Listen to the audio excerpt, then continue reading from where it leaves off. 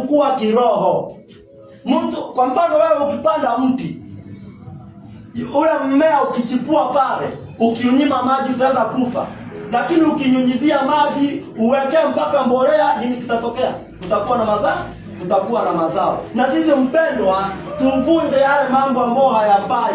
Tuambie Mungu tujaze kwa roho. Tutamani huyu roho atusaidie kuenenda katika njia za Bwana. Haleluya. Na tukiweza kujazwa hata kwa Roho Mtakatifu, kama haujajazwa, na yeyote ambaye ako hapa ninatumai uko na ule roho. Hakuna mtu anaweza kusema Yesu ni Bwana kama hajajazwa kwa Roho Mtakatifu. Bwana Yesu apewe sifa. Amen. Ila ni kiwango. Ukijazwa roho huwa ni kiwango. Ukimkubali Bwana unapata ile roho. Sasa vile unazidi kupalilia, unazidi kulilia vile ambavyo nataka tuone tutawezaje kuwa kiroho, ndio unapata nguvu na yule roho anaonekana akifanya kazi. Bwana Yesu apewe sifa. Amen. Haleluya. Amen. Matunda ya roho ndio tuweza kuyapata.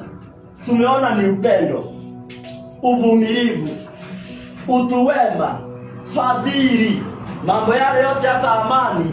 Hiyo ni matunda ambayo tutayazaa baada ya kujazwa na roho. Bwana Yesu apewe sifa. Sasa hapo ukikua kiroho, tunatarajia yale utayaona.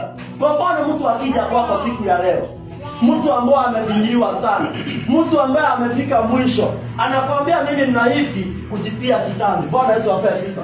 Utamwambia namna gani? Unajua sisi wakati tulikuwa tunasoma, wahadhiri walikuwa wanatuambia usijaribu kuibia mtihani. Bwana Yesu apewe sifa. Na wanatupatia visa. Kwa mfano kuna kisa tulipatiwa kwamba kuna mwanafunzi mmoja alipatikana akibia mtihani.